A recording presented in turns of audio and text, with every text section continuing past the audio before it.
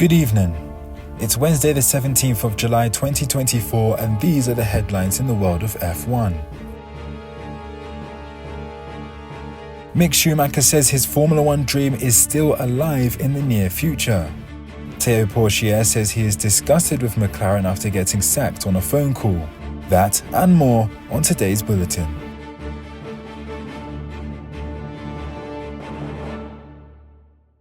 The British energy conglomerate BP will supply fuels for Audi's F1 team in 2026. The oil and energy giant will provide the 100% sustainable fuels as set out by the upcoming regulations and will also provide the team with its range of lubricants and greases through its Castrol brand. The company has been supplying fuel to Audi throughout the development process of their 2026 engine project and will also produce the oils and liquids needed for the thermal management of the hybrid components. Audi F1 CEO Andreas Seidel believes the deal is a strong signal for the brand's F1 future, despite reports of severe unrest at the top of its program. Formula One is set for a scorcher at this weekend's Hungarian Grand Prix, which will be a big test for the progress of Mercedes. One of their biggest weaknesses this year has been their long-run performance over a race stint, particularly in hotter conditions.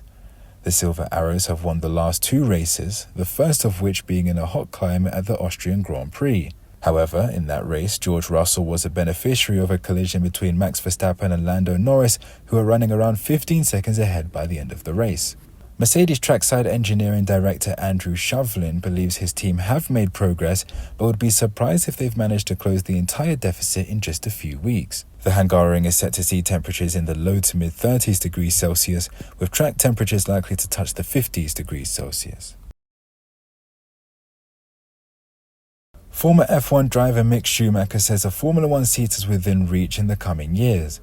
The 25-year-old and son of the 7-time world champion Michael Schumacher debuted at Haas in 2021, but was dropped after his second season due to a series of poor performances and costly crashes. Schumacher was picked up by Mercedes as a reserve driver but has also been racing for Alpine at the World Endurance Championship.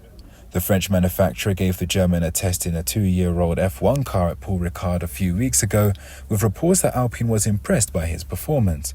With Esteban Ocon leaving the team at the end of this year, there is a seat available which Alpine is looking to fill. The team at the moment has attracted interest from drivers such as Carlos Sainz, but likely only if special advisor Flavio Briatore can strike a deal for Mercedes engines in 2026. Meanwhile, Ocon, who has been linked with a move to Haas, has recently praised their improvements this year, with the American team sitting in 7th in the championship, 18 points ahead of Alpine in 8th. Theo Pourchaire says he is disgusted with McLaren and the way they dealt with his unexpected IndyCar sacking last month. The 2023 Formula 2 champion made his IndyCar debut at the Grand Prix of Long Beach, which was meant to be a one-off drive.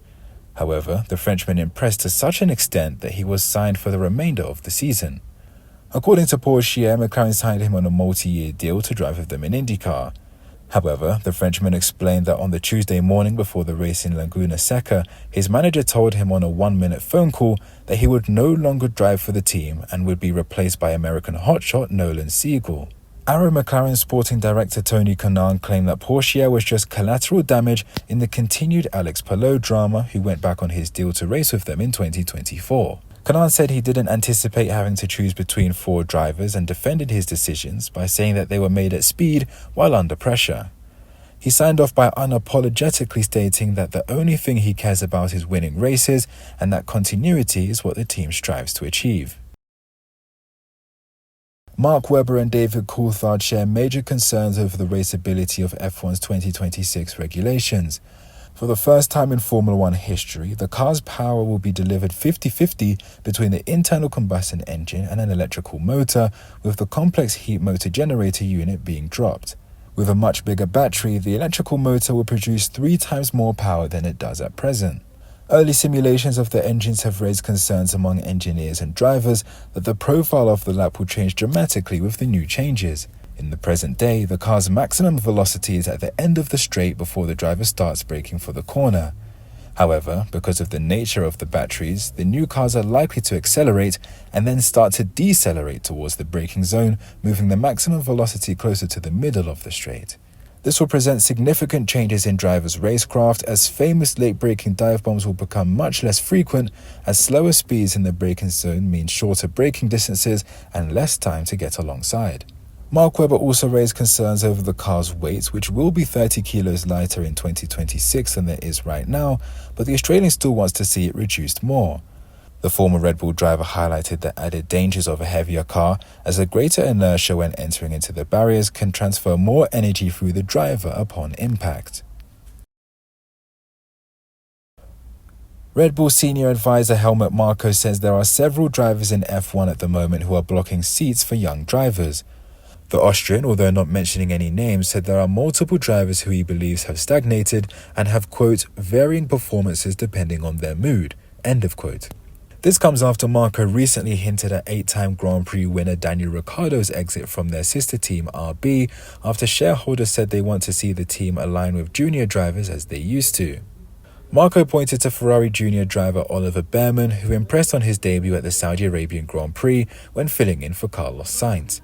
He now finds himself with a drive in 2025 with Haas after being in the right place at the right time, but Marko still believes that a number of drivers are stagnating and holding back young talents. Based on the Austrian's recent comments, it's likely he's referring to Red Bull's Sergio Perez and RB's Daniel Ricciardo at least. Who else could he be referring to? Let me know in the comments below. Thanks very much for tuning in to today's bulletin. Please like, subscribe, and share your thoughts in the comments section down below.